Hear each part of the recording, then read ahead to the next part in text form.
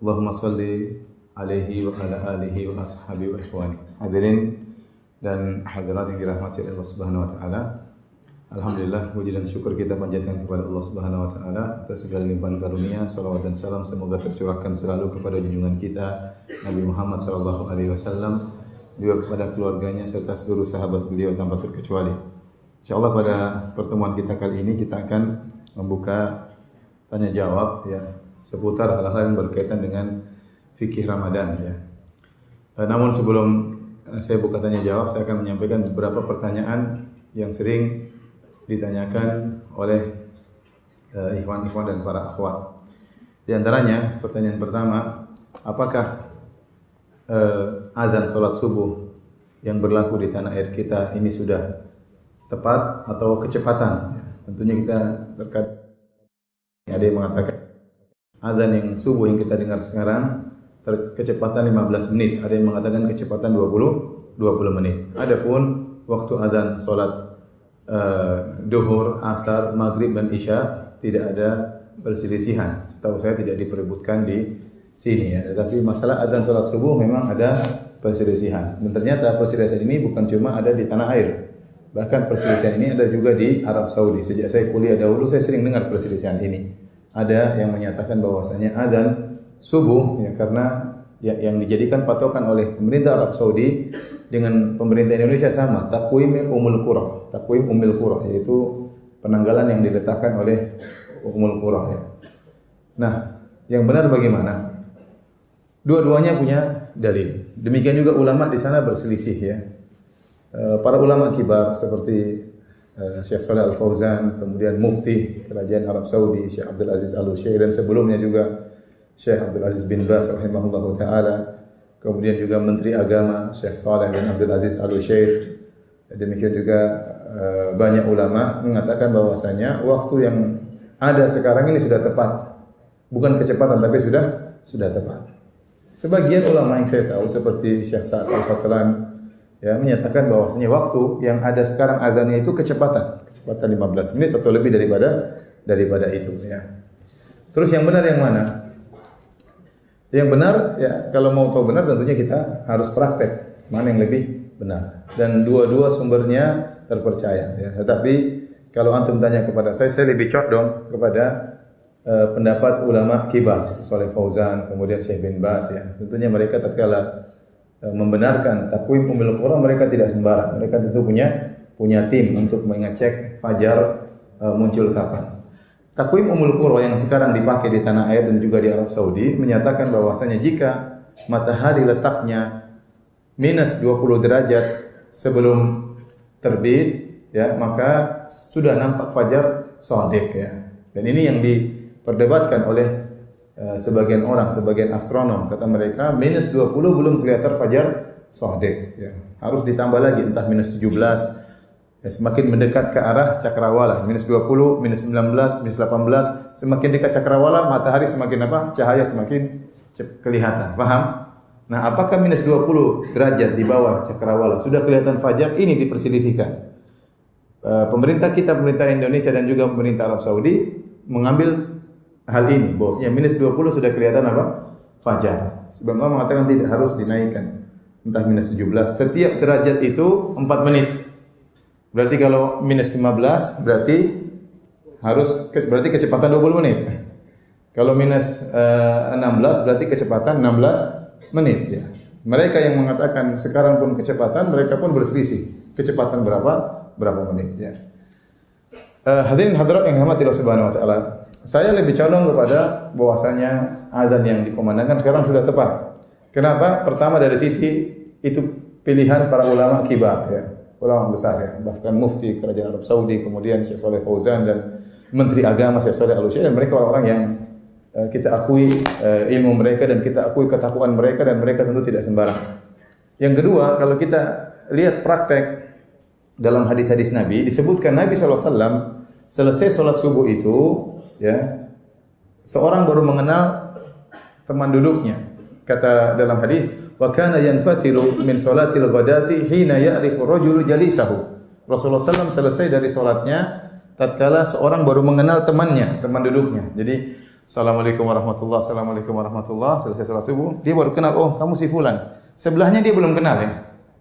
Jadi masih remang-remangnya sangat tinggi sehingga yang dikenal baru di sampingnya. Demikian dalam hadis yang lain, kana Rasulullah sallallahu alaihi wasallam yusalli al-fajr wa yashhadu ma'ahu nisa'un minal mu'minat mutalaffi'atin bimurutihinna la ya'rifuhunna ahadun minal ghalas. Rasulullah sallallahu salat subuh, ternyata ibu-ibu juga ikut salat subuh bersama Nabi sallallahu alaihi wasallam. Dan setelah selesai salat subuh tidak ada yang mengenal ibu-ibu tersebut. Mereka lihat ini perempuan, tetapi siapa ibu-ibu ini tidak ada yang kenal. Kenapa? Karena sangat remang-remang. Ya, la ya'rifuna ahadun minal ghalas. Tidak seorang pun yang mengenal ibu-ibu tersebut karena masih sangat remang-remang. Berarti Nabi selesai salat subuh itu masih gelap. Baru kelihatan bentuk tapi wajah belum apa? Kelihatan. Baik. Kalau kita praktekkan waktu kita sekarang. Sekarang azan subuh jam berapa di Bekasi? 4.35 lah, 4.35. Nah, Nabi SAW setelah salat subuh, setelah azan subuh, beliau salat 2 rakaat. Setelah salat 2 rakaat, beliau sempat berbaring. Yatajih, sunnah Nabi SAW, beliau berbaring ya. Setelah itu baru kemudian diqomatkan, kemudian salat. Paling tidak antara qomat, antara azan dan iqamat mungkin sekitar 15 menit.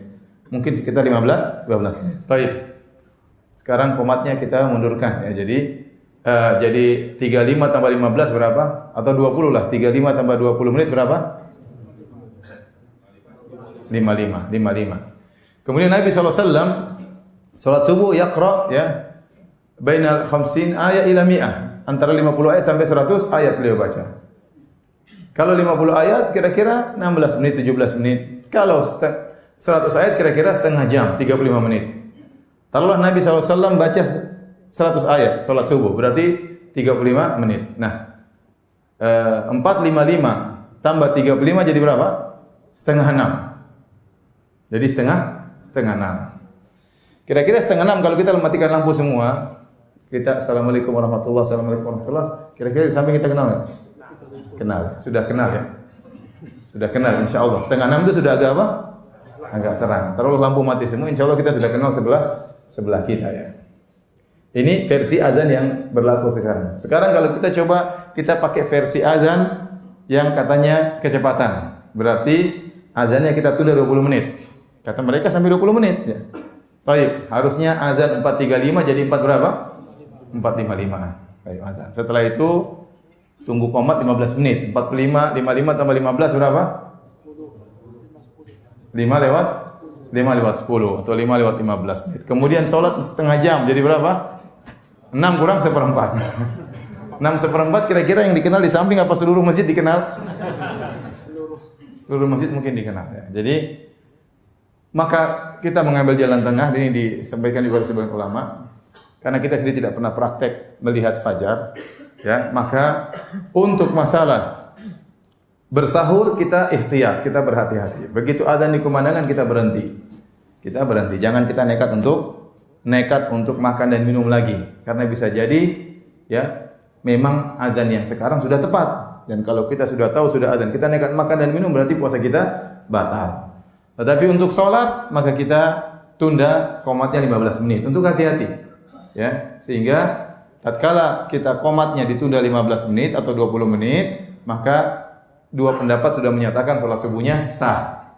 Tetapi kalau qomatnya baru 5 menit, pendapat kuda mengatakan sholat subuh enggak sah.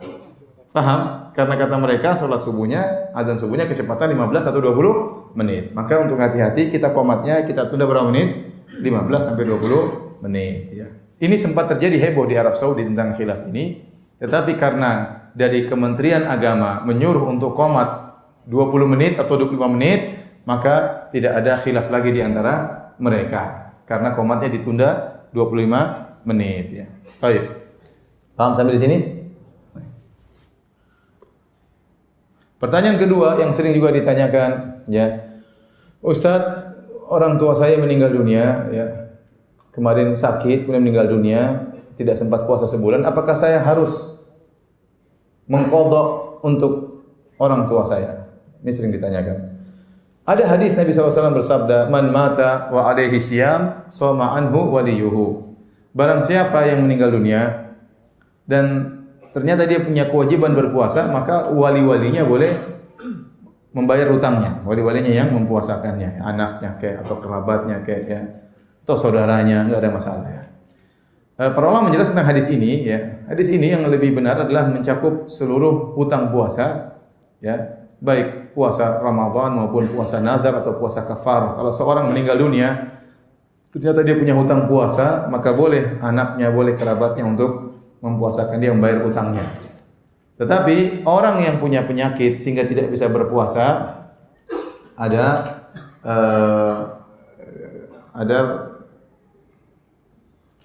3 model. Orang yang punya penyakit tidak bisa berpuasa ada 3 model. Model pertama adalah orang yang sakitnya sakit tahunan atau disebut dengan al-marad alladzi la yurja bur'uhu, yaitu penyakit yang tidak diharapkan lagi kesembuhannya menurut ilmu kedokteran. Setahun, 2 tahun, 3 tahun, 4 tahun dia harus makan obat terus sehingga dia tidak mungkin berpuasa ya. Dia tidak mungkin berpuasa, dokter melarang dia berpuasa. Maka kalau penyakitnya seperti ini tahunan ya, menurut dokter tidak bisa sembuh, maka orang seperti ini bayar fidyah. Orang seperti ini bayar fidyah karena uzurnya tidak hilang ya. Taruhlah ternyata setelah 5 tahun dia sembuh, apakah dia harus mengqadha? Tidak harus. Dia sudah bayar fidyah untuk penyakit yang menurut dokter susah untuk sembuh tadi, maka sudah cukup. Nah, ini penyakit model pertama yang menurut dokter tidak mungkin sembuh, maka bagaimana jalan keluarnya? Tidak mungkin mengqadha karena dia akan sakit terus. Maka jalan keluarnya adalah apa? Bayar fidyah. Sama seperti orang tua, enggak mungkin muda lagi. Udah tua tidak bisa puasa, bayar fidyah. Ini penyakit model pertama. Yang kedua, penyakit model kedua yaitu orang sakit, ya, orang sakit ya. Kemudian dia tiba-tiba sakit ya, mungkin kecelakaan, mungkin tiba-tiba terkena penyakit tertentu ya. Kemudian dia tidak bisa puasa, kemudian dia meninggal dunia. Kemudian dia tidak puasa, kemudian dia meninggal dunia. Padahal dia sakit di bulan Ramadan. Nah, kata para ulama, orang ini pada hakikatnya tidak punya utang. Orang ini pada hakikatnya tidak punya utang. Kenapa? Karena orang yang sakit model seperti ini, itu yang disebutkan oleh Allah dalam Al-Quran. Faman kana minkum maridhan aw ala safarin fa iddatun min ayyamin ukhra. Barang siapa di antara kalian sakit atau bersafar sehingga dia berbuka, maka wajib bagi dia untuk berpuasa di hari-hari yang lain. Faham? Hari-hari tatkala dia sembuh tentunya. Ternyata dia tidak menemukan hari-hari sembuh tersebut. Dia sakit terus meninggal. Faham? Sehingga dia tidak wajib puasa. Dia tidak punya hutang karena dia hanya wajib puasa kalau dia menemukan hari-hari yang dia sembuh tersebut. Ternyata orang ini waktu sakit langsung meninggal. Sehingga orang ini tidak punya hutang puasa. Paham? Model ketiga, sakit model ketiga, orang yang sakit ini sangat mungkin untuk sembuh. Kemudian dia sembuh, Allah kasih dia kesembuhan beberapa waktu, dia bisa mengqadha sebenarnya. Namun ternyata dia tidak mengqadha sampai akhirnya dia meninggal dunia. Nah, inilah yang dikatakan orang ini punya hutang. Nah, kalau bapak kita meninggal model penyakitnya seperti model ketiga, baru kita bayar hutang puasanya, kita yang puasakan. Tetapi kalau bapak kita, ibu kita meninggal ternyata penyakit model kedua, ya tidak ada hutang berarti. Bisa dibedakan? Yang benar. Bisa dibedakan atau tidak? Yakin? Baik. Pertanyaan berikutnya. Sekarang kita ambil pertanyaan dari para hadirin hadirat. Ustaz, bolehkah tadarus Al-Quran bersama-sama di masjid pada bulan Ramadan dari sehabis tarawih? Tadarus Al-Quran ya, kalau modelnya masing-masing baca sendiri, untuk semangat duduk rame-rame tapi masing-masing baca sendiri, itu enggak ada masalah. Ya. Kita kumpul untuk semangat masing-masing baca Al-Quran sendiri. Karena setiap kita dituntut untuk bisa baca Al-Quran khatam. Ya, kita ingin setiap kita baca Al-Quran khatam. Tapi yang jadi masalah kalau ternyata kita bacanya ganti-gantian. Kalau kita bacanya ganti-gantian, tidak ada masalah. Cuma kita tidak khatam akhirnya. Karena kita baca sebagian, orang kedua baca sebagian, orang ketiga baca sebagian. Akhirnya sebenarnya kita tidak khatam Quran. Tetapi kita khatam bersama-sama. Itu ya, padahal kita ingin kita khatam Quran ya. Kalau dalam rangka tadarus, dalam rangka saling belajar ya, enggak ada masalah. Saling belajar, ada yang di antara orang-orang tersebut pandai tajwid sehingga kamu baca sekarang 5 ayat pertama, oh ada yang salahnya gini, kamu lanjut 5 ayat kedua. Kalau salah ditegur, kamu lanjut 5 ayat ketiga. Ini enggak ada masalah, namanya belajar. Ini belajar. Tapi kita di bulan Ramadan kita dituntut untuk banyak baca Quran ya. Sesekali kita bikin tadarus dalam rangka untuk belajar, nggak ada masalah. Tapi kalau tiap malam kemudian bacanya muter tadi, akhirnya kita tidak dikatakan apa? Khatam. Ya. Padahal kita dituntut untuk bisa khatam Quran. Ya. Maka saya tidak anjurkan, karena kita ingin bahwasanya setiap orang khatam Al-Quran. Kemudian saya ingatkan kepada ibu-ibu yang juga suka tadarus, ya. Ibu-ibu sebaiknya baca Quran di rumah, tidak perlu kumpul-kumpul. Ya. Sebaiknya baca Quran di rumah, tidak perlu kumpul-kumpul. Ya. Apalagi kumpul-kumpul tadarusan pakai mikrofon. Nah ini kadang-kadang didengar oleh tetangga, didengar oleh banyak orang. Ini ada beberapa hal yang saya kurang setuju. Pertama, ini membuka pintu riya. Ya. Ibu kemudian pas bagian dia, kemudian dia baca dengan sebaik-baiknya, ya, karena dia tahu orang satu kampung dengar, ya. Ini buka pintu riya. Ya, yang kedua tatkala dia tadarusan berarti dia tidak khatam, tetapi dia mendengarkan bacaan orang lain. Yang ketiga, khawatir mengganggu orang, ya. Mengganggu orang, sudah malam, orang mau tidur, orang mau istirahat. Mungkin dia ingin tidur cepat supaya bisa bangun malam, sholat malam lagi. Kita nggak tahu, masing-masing orang punya keperluan berbeda-beda. Kemudian juga khawatir menimbulkan fitnah, ya. Tatkala seorang wanita suaranya merdu, bacaannya bagus, tajwidnya bagus, ada yang dengar bapak-bapak, suara siapa itu? Mungkin pertanyaan pertama, istri siapa itu? Ini masih mending pertanyaan tersebut. Pertanyaan kedua, gadis apa janda itu? Repot. Ya. Jadi saya tidak menganjurkan, ya, dengan hal-hal tadi yang saya katakan. Tapi misalnya kumpul-kumpul di rumah ibu-ibu kemudian tadarusan, ada yang bimbing, itu enggak ada masalah untuk perbaiki apa? Tajwid, enggak ada masalah. Ustaz, bolehkah menikah di bulan Ramadan? Ya boleh saja. Bulan Ramadan, bulan Sya'ban, bulan Syawal. Ya. 10 hari terakhir juga boleh nikah. Apakah ada dalil yang menyarankan untuk menikah di bulan tertentu? Rasulullah SAW ya menikah di bulan Syawal. Saya tidak tahu ada dalil tentang menikah di bulan tertentu. Asalnya secara zatnya nikah itu adalah perkara duniawi. Tapi kalau dalil saya belum tahu dalil tersebut, ya.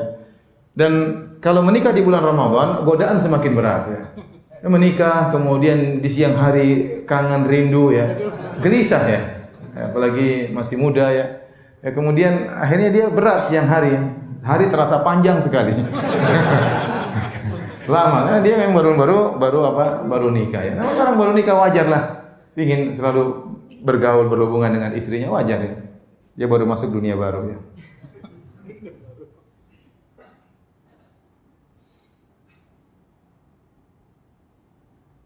Ustaz, bagaimana jika saat sahur masih haus atau belum minum, terasa dahaga? Bolehkah minum tapi adzan mulai dikumandangkan? Ya ini tadi repot tadi saya bilang. Antum ikut pendapat yang mana?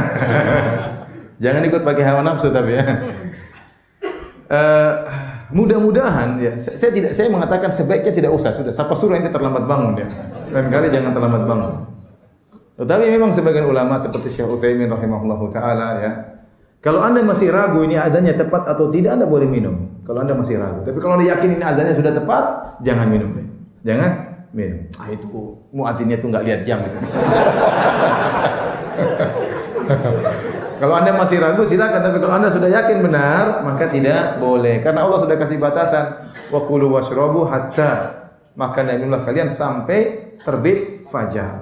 Terbit fajar. Ya. Syekh Utsaimin saya pernah dengar di muridnya langsung, dia berkata bahwasanya azan sekarang ini kecepatan beberapa menit. Kecepatan karena mereka menggunakan perhitungan yang sangat detail dengan alat. Adapun pakai pandangan mata, fajar belum begitu kelihatan. Baru beberapa menit setelah itu baru kelihatan. Yang jadi patokan adalah pandangan mata. Demikian juga Syekh Muhammad Mukhtar Syengkiti rahimahullah dalam sebagian ceramahnya dia mengatakan, saya pernah keluar jauh dari kota Madinah. Kemudian saya menunggu fajar terbit. Ya, ternyata jarak antara adzan di Masjid Nabawi dengan yang saya lihat fajar memang ada beda sedikit, ya. Adzan Masjid Nabawi lebih cepat, tapi hanya sekedar orang meneguk segelas air. Jadi cuma beberapa 1 menit mungkin tidak sampai lama bedanya, ya. Jadi lebih hati-hati diperlukan, diperlukan, ya. Tapi kaedahnya kalau Anda masih ragu, Anda boleh apa? Minum. Tapi kalau sudah yakin tidak boleh, ya. Jangan pas Anda haus, oh saya ragu. Pas tidak haus, oh saya yakin. Sudah benar itu azannya. Karena hawa nafsu itu ikut merojihkan pendapat, benar. Ya, orang kadang punya dia condong kepada sini, dia rojihkan yang itu. Kenapa? Ada hawa nafsu bermain.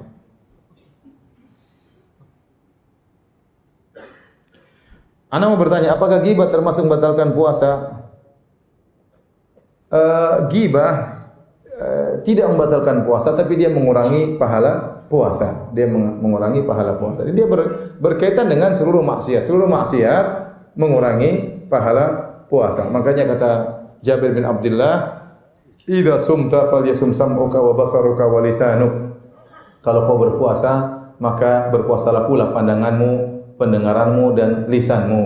Kemudian dia berkata, "Wala taj'al yauma fitrika yauma wala taj'al yauma shaumika wa yauma fitrika sawa'an." Dan jangan kau jadikan hari puasamu seperti hari tidak berpuasa. Harus dibedakan. Kita sedang puasa, argo pahala kita sedang jalan. Maka jangan kita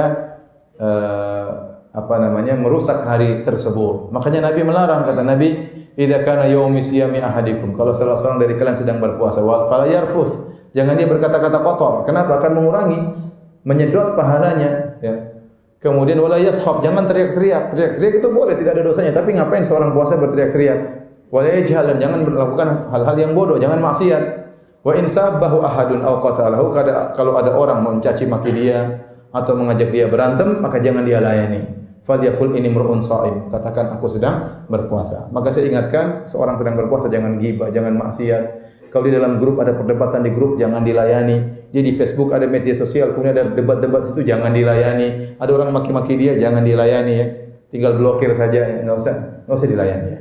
Karena itu semua akan mengurangi pahala kita. Ya. Jadi yang terutama lebih hati-hati adalah pandangan.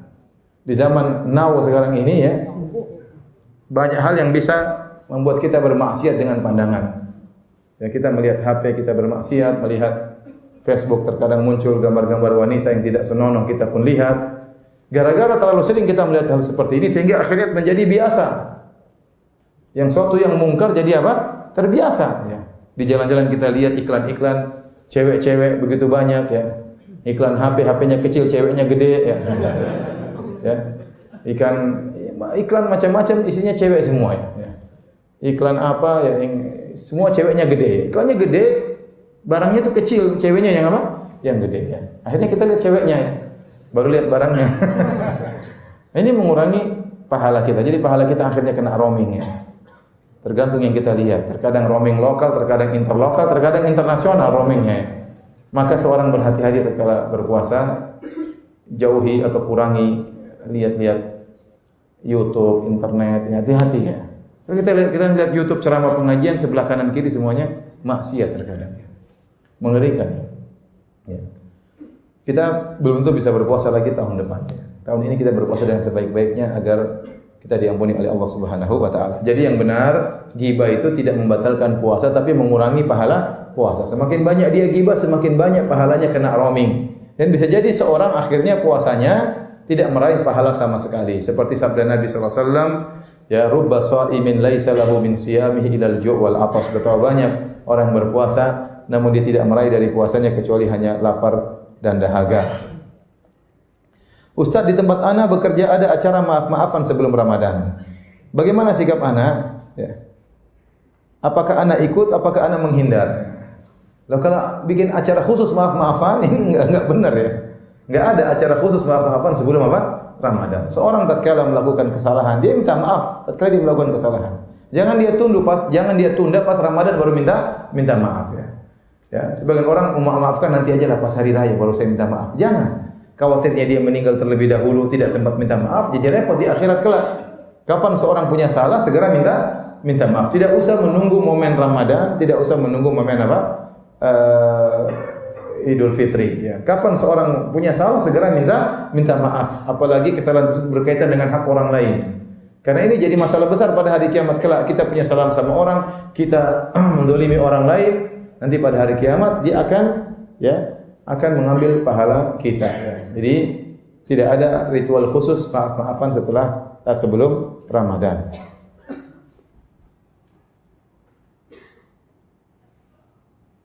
Ustaz, saya bertanya tentang perihal salat tarawih. Di dekat rumah ana ada mushola, tapi salatnya cepat banget. Kayak matuk ayam terus. Udah gitu bacanya juga tidak tartil. Apakah ana harus salat dekat rumah atau nyari masjid yang lebih sesuai dengan sunnah? Memang di Indonesia ada lagi tren sebagian orang salatnya seperti ini cepat ya. Bahkan rekor dunia yang rekor dunia salat tercepat itu di Indonesia. Sejak zaman sahabat belum ada ya. Sampai sekarang baru Indonesia yang pecahkan rekor dunia. 23 rakaat 7 menit. Itu belum ada di negara manapun. Jadi subhanallah ya. Masuk Guinness Book of Record. Rekor dunia ya. Ya, belum pernah ada. Sejak zaman sahabat sampai sekarang. Ya kalau salatnya sudah seperti itu, seperti matok ayam, itu salat tidak sah. Tidak tumakninah. Ya. Jumhur ulama berpendapat bahwasanya tumakninah adalah rukun salat, terutama mazhab Syafi'i. Mazhab Syafi'i, mazhab Hambali, mazhab Maliki berpendapat bahwasanya tumakninah yaitu tenang, berdiri tenang, rukuk tenang, duduk di antara dua sujud tenang, itu adalah rukun salat. Barang siapa yang salatnya tidak tumakninah, maka salatnya tidak sah. Kalau ternyata kita salat di mushola kita salatnya begitu cepat dan tidak seperti itu modelnya, maka tidak usah sholat di situ. Ya, kalau ada yang tanya kenapa Anda tidak sholat di situ, saya tidak serak sholatnya seperti ini. Ya, karena ini menurut saya tidak benar. Sampaikan dengan baik-baik ya. Ya, karena sholat seperti itu ya apa yang kita dapatkan. Ya.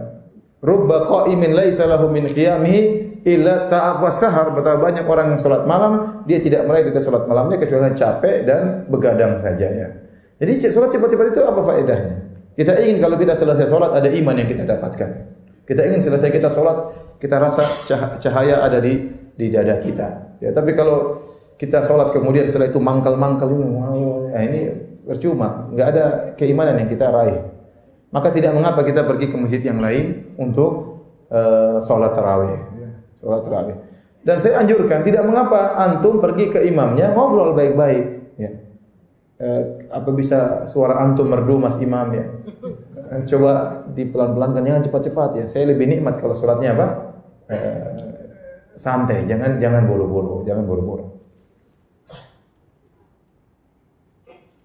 Ustaz, apakah masih boleh kita berpuasa sunnah pada Senin besok? Kalau orang terbiasa puasa Senin Kemis atau puasa Ayyamul Bid atau puasa sunnah yang lainnya di bulan Sya'ban, meskipun sampai pada akhir Ramadan dia boleh berpuasa. Kata Nabi SAW, la tuqaddimu Ramadan bisiyami yaumin wala yaumain illa rajulan kana yasumu sauman falyasumhu. Janganlah kalian mendahului Ramadan dengan berpuasa sehari sebelumnya atau 2 hari sebelumnya.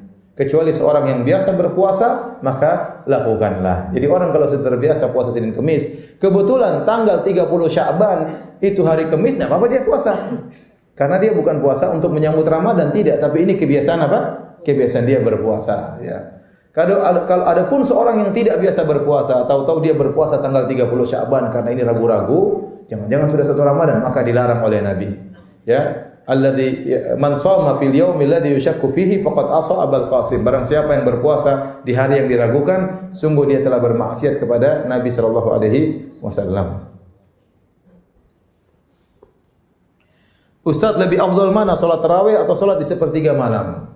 Yang dipraktekkan oleh Nabi sallallahu alaihi wasallam selama beliau salat tarawih 3 hari ya adalah di awal malam, Sebagaimana dalam hadis Rasulullah SAW salat tatkala tinggal 7 malam, tatkala tinggal 5 malam, tatkala tinggal 3 malam. Rasulullah SAW salat dan beliau salat di awal malam ya, di awal malam. Karena salat tarawih ini hukum asalnya salat malam itu di sepertiga malam terakhir, ini hukum asalnya. Fi jawfil lail, di tengah-tengah malam, ini hukum asalnya. Hukum asalnya salat malam itu seorang bersendirian, tidak salat berjamaah. Agar seorang terbiasa berkhalwat dengan Allah Subhanahu wa taala. Makanya Nabi berkata, "Shallu bil lail wan nasu niyam." Salatlah kalian di malam hari tatkala orang sedang apa? Tidur. Karena tujuan salat malam agar seorang terbiasa berdua-duaan dengan Allah Subhanahu wa taala. Tatkala bulan Ramadan, Rasulullah SAW ingin menjadikan tarawih sebagai syiar. Ada maslahat lain yang dilihat oleh Nabi sallallahu alaihi wasallam. Maka Nabi salat tarawihnya di awal malam. Ya, setelah salat Isya Rasulullah SAW salat. Pernah Rasulullah SAW salat sampai pergi sepertiga malam pertama. Pernah Rasulullah SAW salat sampai ya tengah malam. Rasulullah SAW salat sampai tengah malam. Waktu pada kalau tidak salah tatkala tinggal 5 hari bulan Ramadan. Mungkin malam ke-26 atau malam ke-25. Rasulullah SAW salat sampai lewat tengah malam. Berarti Rasulullah SAW itu salat di awal malam. ya bersama para sahabat. Jadi untuk salat tarawih yang afdal adalah apa? Di awal malam sebagaimana dicontohkan oleh Nabi sallallahu alaihi wasallam ya. Karena memang ini untuk syiar dan untuk memudahkan masyarakat agar mereka mencintai salat malam. Diharapkan nanti setelah Ramadan mereka terbiasa salat malam. Tapi kalau antum salat sendiri, misalnya antum bekerja ternyata tidak mungkin salat malam, salat tarawih bersama jamaah, ya salat akhir malam lebih baik. Kalau antum ternyata tidak bisa apa? Tidak bisa salat tarawih berjamaah. Tapi kalau mampu salat tarawih berjamaah tentunya yang terbaik. Karena Rasulullah SAW bersabda, "Man shalla ma'al imami hatta yansharif, kutiba lahu qiyamul lail." Barang siapa yang salat bersama imam sampai selesai, dicatat baginya salat semalam suntuk. Ustaz, bagaimana hukumnya ketika kita berpuasa lalu di siang hari kita bermimpi basah? Kita junub, apakah puasanya batal atau gimana Ustaz? Tidak batal. Batal itu kalau mengeluarkan dengan sengaja, dengan onani ya, dengan masturbasi ya. Ini dengan melakukan hal yang membuat orang ejakulasi keluar mani dengan sengaja, maka itu membatalkan puasa. Tetapi kalau dia tidak sengaja, dia tidur atau mimpi indah terus keluar air mani, maka tidak batal puasanya. Tinggal dia mandi junub kemudian dia laksanakan sholat. Ini pertanyaannya lagi, Ustaz, di bulan Ramadan ini kan banyak ibadah. Apa melamar di bulan Ramadan diperbolehkan atau dianjurkan bagi yang lajang? Ente punya duit ngelamar aja, jangan tunda-tunda. Ramadan ngelamar aja. Nanti khawatir tunda-tunda kemudian apa? Tidak jadi lagi ya. Ya tapi kalau konsekuensinya, resikonya kalau ente menikah di bulan Ramadan berat ya. Tadi nanti siang terasa lama ya. Ya tidak apa-apa, Anda boleh melamar, nanti menikahnya bulan Syawal kan bisa. Yang penting sudah booking. Sudah booking. Ya, tapi kalau ragu-ragu, Ustaz nanti dia diambil orang, nanti orang tuanya berubah pikiran, akhwatnya berubah pikiran, ketemu cowok lebih ganteng, ya udah ente sekarang aja embat, jangan tunggu-tunggu, yang tunda-tunda. Sekarang aja bismillah, ya. Tinggal bertakwa kepada Allah siang hari, jangan macam-macam ya.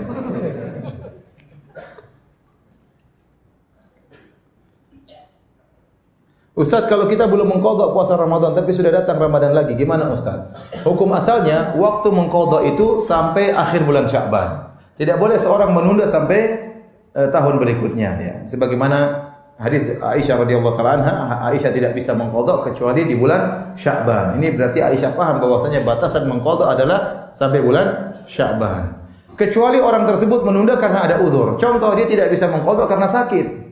Atau dia safar terus, ada udzur syar'i sehingga dia tidak bisa mengqadha. Kalau dia tidak bisa mengqadha sampai bulan Sya'ban karena udzur syar'i, dia boleh mengqadha setelah Ramadan berikutnya, enggak ada masalah. Tetapi seandainya dia tunda-tunda tanpa ada udzur syar'i sehingga sampai Sya'ban belum selesai qadanya, maka tetap wajib bagi dia untuk mengqadha setelah Ramadan. Tetapi dia beristighfar karena penundaan itu merupakan dosa. Paham? Dia menunda tanpa ada udzur itu merupakan dosa. Tetap dia bayar utangnya, tetap dia mengqadha setelah Ramadan. Enggak ada masalah. Dia bertobat kepada Allah Subhanahu wa taala. Sebagian sahabat berfatwa, kalau ada orang tidak membayar qadhanya sampai Ramadan berikutnya, maka dia membayar qadha sekaligus fidyah. Ini pendapat sebagian sahabat ya. Silakan dilaksanakan, enggak juga enggak apa-apa karena itu bukan hadis Nabi sallallahu alaihi wasallam. Yang penting kalaupun sudah lewat tetap hutang tercatat harus dibayar.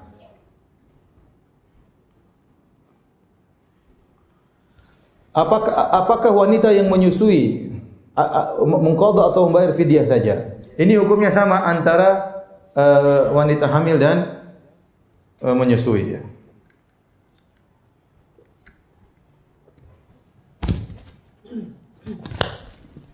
Tes. Baik, hadirin dan hadirat yang dirahmati oleh Allah Subhanahu wa taala. Jadi, udzur ya. Udzur ada dua model ya. Udzur yang mungkin hilang. Yang kedua, udzur yang tidak mungkin hilang.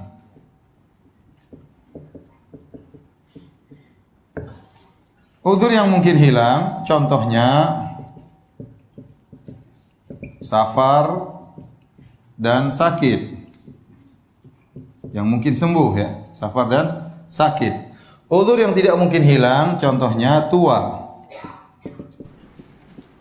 Kalau orang sudah tua tidak mungkin muda lagi ya, tidak mungkin muda lagi. Nah, untuk uzur yang mungkin hilang maka dengan qadha, bayar utang puasa. Adapun uzur yang tidak mungkin hilang maka dengan apa? Fidyah ya. Nah, di antara uzur yang tidak mungkin hilang, para ulama mengatakan contohnya adalah sakit menahun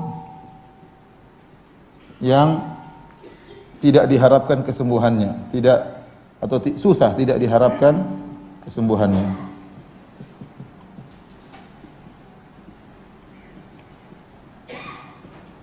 Contoh, seorang dia masih muda, umur 50 masih muda, tapi dia ternyata kena penyakit gula, harus suntik insulin terus. Dan dia harus minum obat misalnya. Dia tidak mungkin tidak minum obat misalnya. Kalau dia minum obat batal karena dia minum dari mulutnya. Kalau suntik insulin tidak batal ya. Tapi kalau dia minum obat, dia harus minum obat pagi, siang. Ya. Maka dia tidak mungkin untuk berpuasa. Maka orang seperti ini bayar apa? Bayar fidyah ya. Nah, saya tanya sama antum sekarang. Pertanyaan ya. Wanita hamil dan menyusui ini kira-kira termasuk uzur yang mana? Uzur yang mungkin hilang atau uzur yang tidak mungkin hilang? Uzur yang mungkin hilang. Enggak mungkin wanita hamil terus, enggak mungkin. Enggak mungkin wanita menyusui terus, juga tidak mungkin. Maka dia masuk kepada uzur yang mungkin apa? Hilang. Maka secara kias seharusnya wanita hamil dan menyusui kalau punya hutang dengan mengqadha. Paham? Ini pendapat Syekh Utsaimin rahimahullah, pendapat Syekh bin Baz rahimahullahu taala. Mereka mengatakan bahwasanya hamil dan menyusui secara analogi, secara kias, maka harus diikutkan dengan uzur yang mungkin hilang. Tetapi ada pendapat lain seperti Syekh Albani rahimahullahu taala dan banyak ulama yang lain berpendapat bahwasanya hamil dan menyusui cukup bayar fidyah, tidak usah mengqadha. Kenapa? Karena ada fatwa dari Ibnu Abbas radhiyallahu anhu. Fatwa itu bisa antum lihat dalam tafsir At-Tabari ya. Bagaimana Ibnu Abbas mengatakan tentang wanita hamil dan menyusui, tut'iman wala taqdiyan. Kata Ibnu Abbas bahwasanya wanita hamil dan menyusui cukup membayar fidyah, memberi makan kepada fakir miskin dan tidak perlu mengqadha. Tidak perlu mengqadha. Paham? Sehingga ada khilaf di sini ya. Demikian juga sebagian ulama menganalogikan hamil dan menyusui dengan orang yang tua. Allah berfirman, wa 'alal ladzina yutiqunahu fidyatun ta'amu miskin. Dan wajib bagi orang-orang yang mampu, yutiqunahu itu artinya mampu tapi berat sekali dalam bahasa Arab. Dia mampu tapi dia merasa keberatan. Orang tua kalau kita paksakan dia puasa dia mampu, tapi dia berat sekali. Umur sudah 60, 65, 70, kalau dia puasa dia bisa tapi dia berat. Nah, orang seperti jangan kita paksa. Ya udah kamu bayar fidyah saja. Nah, sebagian orang mengatakan, nah kalau kita mau mengkiaskan, menganalogikan, hamil dan menyusui juga bisa dianalogikan dengan orang tua. Wanita hamil dan menyusui bisa puasa tapi berat. Entah berat bagi dirinya, entah berat bagi anaknya, entah berat bagi janinnya. Sehingga saya sendiri lebih condong kepada pendapat bolehnya fidyah. Secara mutlak, bolehnya apa? Fidyah. Cuma ya dari dua sisi, karena ada fatwa dari Ibnu Abbas radhiyallahu anhu dan juga sebagian orang berpendapat bahwasanya hamil dan menyusui diikutkan dengan orang tua, karena Ibnu Abbas memandang walladzina yutiquna fidyah ini tidak mansukh secara total, tapi dia ayatnya dikhususkan dan dia mencakup orang tua, wanita hamil dan wanita yang menyusui sebagaimana disebutkan dalam tafsir At-Tabari ya.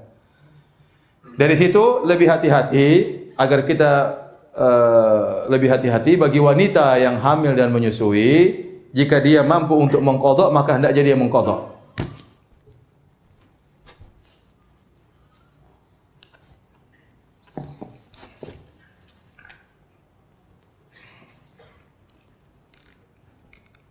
Jadi saya katakan wanita yang hamil dan menyusui kalau ternyata dia di kemudian hari mampu untuk mengqadha, maka hendaknya dia mengqadha supaya keluar daripada khilaf. Karena kalau dia mengqadha semua orang tidak ada yang mengatakan tidak sah. Tapi kalau dia bayar fidyah ada yang mengatakan tidak boleh. Harus mengqadha. Jadi hukum asal wanita hamil dan menyusui berusaha untuk mengqadha. Kalau dia tidak mampu karena terlalu banyak utangnya, terlalu berat, maka silakan dia bayar fidyah. Contoh sederhana, seorang wanita tahun ini dia hamil. Dia tidak bisa puasa bulan Ramadan. Ternyata setelah hamil melahirkan, tahun depan dia menyusui anaknya. Dia mau puasa tapi kasihan anaknya. Kalau dia puasa anaknya, asupan gizinya, asinya sedikit. Jangan mendolimi anak. Akhirnya tahun depan dia puasa. Tahun kedua dia menyusui. Tahun ketiga dia menyusui lagi karena dia ingin menyusui anaknya sampai 2 tahun. Anak semakin besar, isapan susunya semakin kuat. Ya. Kalau puasa semakin repot lagi. Kemudian tahun keempat dia hamil lagi. Hamil lagi. Ya. Kemudian tahun kelima dia menyusui lagi. Tahun keenam dia menyusui lagi. Tahun ketujuh dia hamil lagi. Tahun ke-8 dia hamil lagi. Ada yang begitu, hamil bukan hamil lagi. Tahun ke-8 dia menyusui, tahun ke-9 dia menyusui, tahun ke-10 dia hamil lagi. Seperti gini kapan dia bayar utang? 10 tahun dia tidak puasa, berarti utang dia 300 hari, hampir setahun. Mau dicicil Senin Kamis, susah juga, tidak gampang. Maka wanita yang kondisinya seperti ini karena suaminya produktif, kita bilang ya udah, ente bayar fidyah aja, ente bayar fidyah. Yang mampu diqadha, yang enggak mampu bayar apa? Fidyah. Sebagaimana fatwa Ibnu Abbas radhiyallahu anhuma, sebagaimana fatwanya juga Syekh Albani rahimahullahu taala. Itu kira-kira mengenai masalah hamil dan menyusui. Ustaz, bagaimana hukum jual online ketika sedang i'tikaf? Haram. Ya. Wong sedang tidak i'tikaf saja, tidak boleh kita jual beli online dalam masjid. Rasulullah melarang orang jual beli dalam masjid, ya. Tidak ada berkahnya orang jual beli di masjid, apalagi sedang i'tikaf. Maka Anda kalau i'tikaf jangan buka lapak di masjid. Jangan, ya udah. Enggak boleh. Enggak boleh, libur dulu sementara, ya. Ya.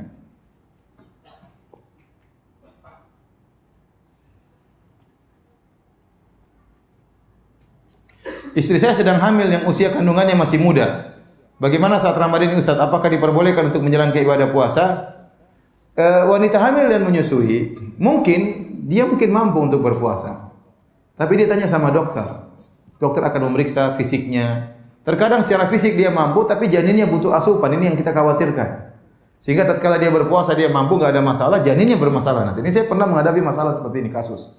Ada seorang dia nekat berpuasa, janinnya bermasalah. Ya Allah, alam apa karena puasanya atau karena yang lain. Makanya Islam itu agama yang adil. Islam juga memperhatikan hak janin, hak anak, ya. Kalau seorang ibu berpuasa, anaknya sedang menyusui, dia mampu tapi anaknya akhirnya kehausan, air susu tidak keluar. Yang dia dolimi siapa? Anaknya. Maka Islam membolehkan dia berbuka. Ya karena kalau wanita berpuasa dia lapar, kalau dia lapar susah air susu keluar. Jadi apalagi kalau dikatakan sini bahwasanya kandungannya masih muda, saya sendiri tidak menganjurkan dia untuk apa? Berpuasa. Saya tidak menganjurkan dia untuk berpuasa. Khawatir nanti janinnya kekurangan gizi.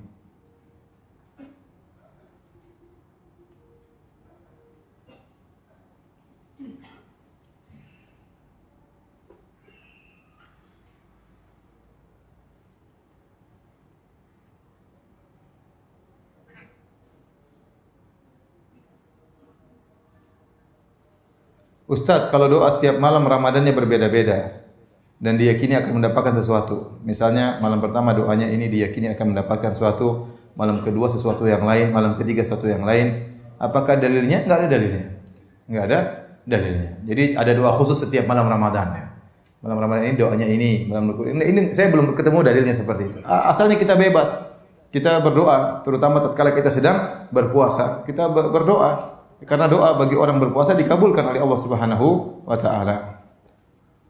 Pertanyaan berikutnya, untuk fidyah boleh enggak dibayar sekaligus di awal Ramadan?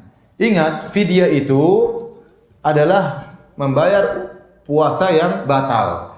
Maka tidak boleh seorang bayar fidyah kecuali ada sebabnya. Tidak boleh bayar fidyah kecuali ada sebabnya. Jika seorang misalnya dia hamil, kemudian dia tidak berniat tahun ini tidak berpuasa, maka jangan dia berfidyah di awal Ramadan. Kenapa? Dia belum batal. Paham? Jadi dia melakukannya kecuali setelah ada sebab. Contohnya ada orang ingin bayar zakat. Ternyata hartanya belum sampai nisab, berarti sebab bayar zakat belum ada. Nah, zakat yang dia bayarkan sementara hartanya belum sampai nisab itu bukan zakat karena sebabnya belum ada. Paham? Seorang misalnya, saya mau bayar kafarah, saya mau membatalkan puasa, ingin berhubungan dengan istri saya. Saya bayar kafarah dulu, ya baru berhubungan belakangan. Ya nggak bisa, ya. Kalau ente melanggar dulu, baru ente bayar apa? Kafarah. Dosa sekaligus bayar apa? Kafarah. Jadi tidak boleh kafarah dibayar sebelum ada sebab. Oleh karenanya kalau orang ternyata harus bayar fidyah, maka misalnya dia sudah batal 3 hari, hari keempat dia yang sehari, hari keempat di pagi hari dia masih batal, dia boleh bayar 4 hari. Paham? Dia sudah batal 1 minggu, maka dia bayar untuk 1 minggu. Ya kalau begitu bagaimana Ustaz? Ya sudah bayar aja nanti kalau bulan Syawal. Setelah Ramadan selesai, bayar 30 hari. Cara fidyah dengan 2 cara. Cara pertama yang mudah, beli atau bikin sendiri nasi bungkus 30 bungkus yang mengenyangkan, makanan yang enak yang biasa kita makan, cari orang miskin bagi 30 orang. Ya, tukang ojek lah, tukang inilah, tukang anu lah, kasih semuanya. Ya, selesai. Ini cara yang mudah ya. Atau cara kedua, 1 hari utang kita dibayar dengan setengah sok. Kira-kira 1,3 kilogram beras. Jadi kalau kita punya utang 1 bulan, berarti kita harus bayar berapa? 3,9 kilo. 39 kilogram kita bagi-bagikan kepada fakir miskin. Ada keluarga miskin mungkin 5 keluarga, kita bagi sebagian kita bagi kepada mereka. Azan kan?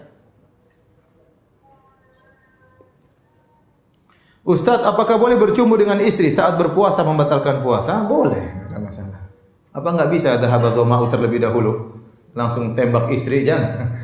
Ya, kalau kita bilang boleh, seorang kalau dia sudah syahwatnya menggebu-gebu, tinggal tunggu azan, begitu azan langsung dia berhubungan dengan istrinya, ya tidak apa-apa.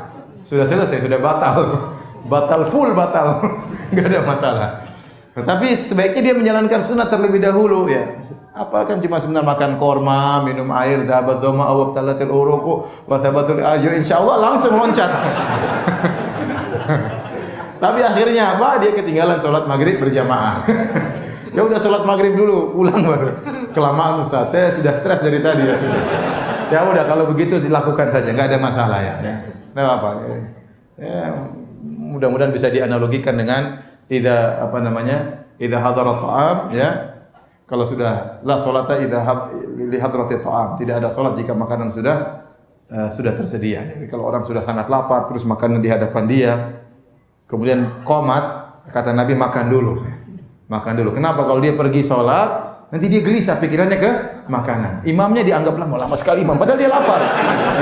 Nah sama, dia sudah stres dari tadi pengantin baru, istrinya sudah siap, kemudian adzan, kemudian dia pergi sholat dulu, wah gelisah ya.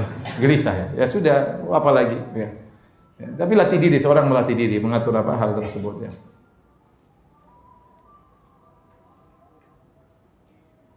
Sudah azan kan?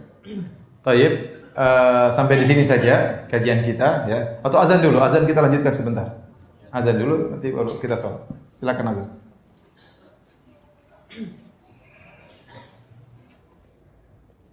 Pertanyaan, Ustaz, bagaimana mengenai penentuan bulan Ramadan? Ada sebagian orang sudah menentukan awal Ramadan sebelum melihat hilal. Ini pertanyaan sering ditanyakan.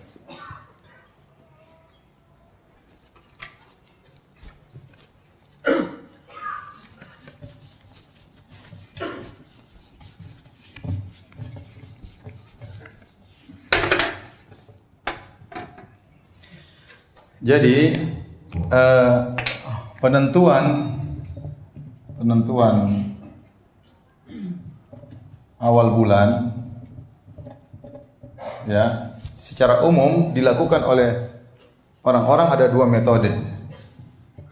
Pertama, metode ru'yatul hilal.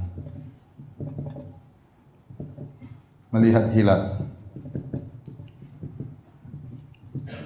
Ini namanya metode. Yang kedua, metode wujudul hilal. Kurang adanya hilal. Yang dalil-dalil menunjukkan bahwasanya metode yang benar adalah metode ini. Bahkan ini ijma' ulama. Ini metode muncul belakangan. Adanya hilal. Adapun para sahabat, para tabi'in ya, mereka menggunakan metode ru'yatul hilal karena Rasulullah SAW mengatakan sumu li ru'yatihi wa aftiru li ru'yatihi.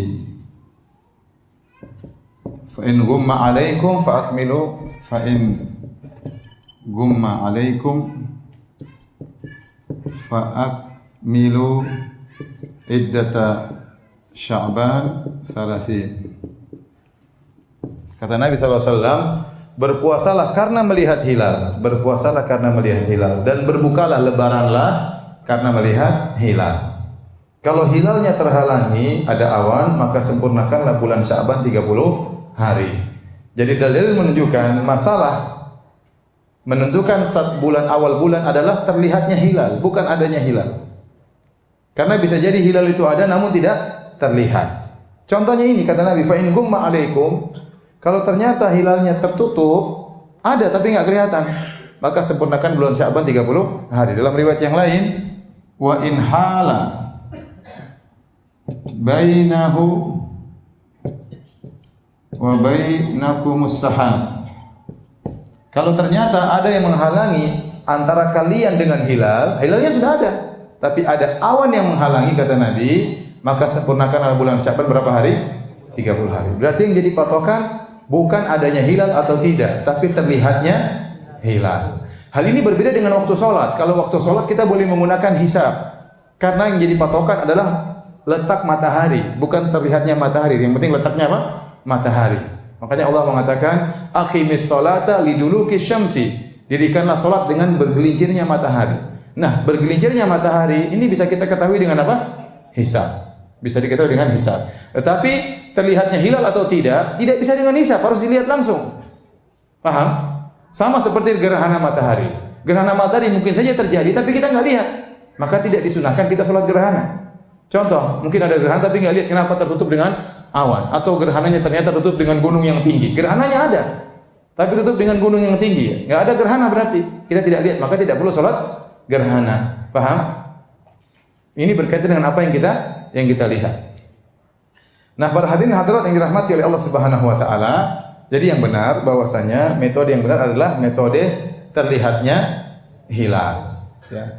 Hisab ada fungsinya enggak Ustaz? Ada fungsinya. Hisab itu membantu untuk mengetahui hilal mungkin dilihat atau tidak. Ya, sekedar membantu, dan metode hisab juga macam-macam. Sebagai contoh, ya, saya katakan bagaimana cara melihat hilal? Jadi seorang tatkala ingin melihat hilal, dia pergi ke pantai di Cakrawala, dia tunggu matahari tenggelam. Karena hilal dilihat tatkala matahari sudah tenggelam. Begitu matahari mulai turun, mulai tenggelam, maka semua lihat hilal di sini.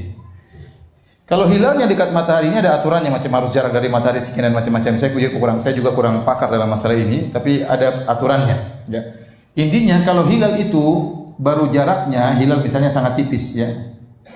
Bulan sabit sangat tipis, jaraknya baru 1 derajat,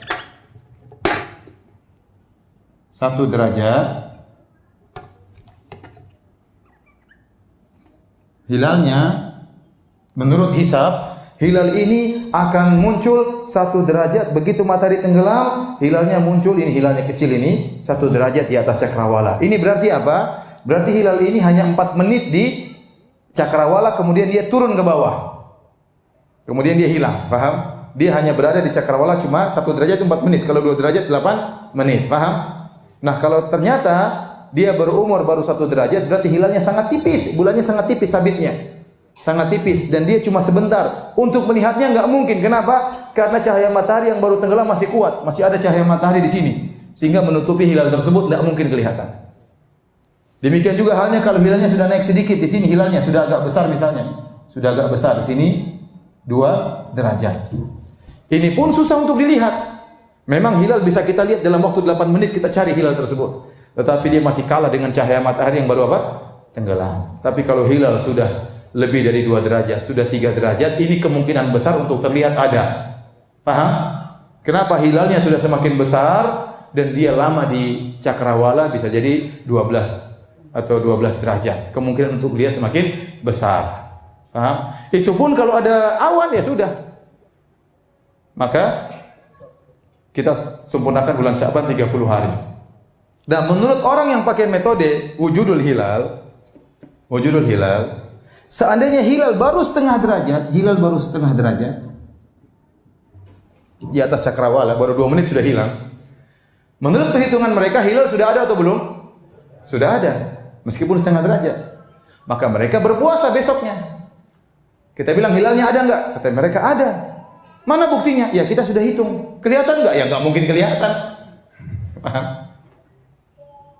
Terus gimana? Ya pokoknya ada. Ya ini beda. Padahal kata Nabi, namanya puasa dengan melihat apa? Hilal. Dan seperti ini repot, baru setengah derajat, baru mungkin 0,01 derajat, yang penting di secara perhitungan ada, besok mereka puasa. Ya. Maka saya katakan hisab itu membantu tapi bukan menentukan. Hisab itu membantu tapi bukan menentukan. Dan bahkan pernah terjadi di fatwa Syekh bin Baz rahimahullah, beliau berkata, ada sebagian negara sudah memastikan secara hisab enggak mungkin terlihat hilal. Ternyata tahun itu hilal kelihatan. Jadi masalah hisab ini adalah perkara yang mudhon, masih persangkaan. Lagi pula metode hisab juga bermacam-macam. Ada hisab kuno, ada hisab modern. Modern pun ada beberapa model, beberapa metode. Padahal kita tidak boleh berpuasa kecuali di hari yang yakin. Faham? Kita yakin besok 1 Ramadan. Kalau ternyata masih keragu besok 1 Ramadan atau tidak, maka kita tidak boleh berpuasa. Paham sampai di sini? Maka kesimpulannya kita nunggu saja pengumuman dari pemerintah. Karena pemerintah menggunakan metode melihat apa? Hilal.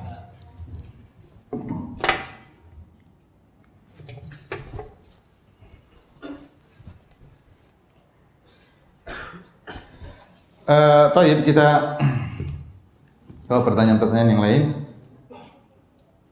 Ustaz, bagaimana hukum melazimkan ceramah tausiah antara Isya dan Tarawih? Ya saya tidak ada masalah, itu hanya manfaat. Sebagaimana kita melazimkan ceramah setiap ba'da maghrib sampai Isya setiap hari Minggu. Ini melazimkan atau tidak? Melazimkan apa? Sebagian orang mereka mumpung orang lagi tarawih maka dia manfaatkan untuk apa? Ceramah. Selama tidak diyakini itu lebih afdal, maka ini bukan bid'ah, hanya sekedar apa? Sarana. Cuma saya anjurkan ceramah itu sebaiknya setelah witir, setelah sholat selesai semua baru bikin ceramah. Karena kalau menunggu setelah sholat kemudian dipotong untuk ceramah baru witir, ini terkadang orang gelisah ya. Apalagi yang ceramah mulai lama, banyak orang yang gitu. Ya, makanya ya udah selesai sholat sampai selesai, habis tarawih mau ceramah silakan. Dan itu dilakukan juga di Arab Saudi ya. Sebagian ulama setelah subuh mereka ceramah, sebagian ulama setelah sholat tarawih mereka ceramah. Jadi sholat jangan dipotong, Itu lebih afdal ya. Enggak usah panjang-panjang. Ustaz, bagaimana hukum sholat tahajud membaca Al-Quran dengan mushaf? Tidak mengapa. Sholat tahajud sambil megang apa? Mushaf. Demikian saja para hadirin kajian kita. Masih banyak pertanyaan tapi tidak bisa jawab. Kurang lebih saya mohon maaf. Semoga kita dimudahkan oleh Allah untuk bertemu dengan bulan Ramadan dan bisa berpuasa dengan sebaik-baiknya. Subhanakallah bihamdika asyhadu an la ilaha illa anta astaghfiruka wa atubu ilaik. Assalamualaikum warahmatullahi wabarakatuh.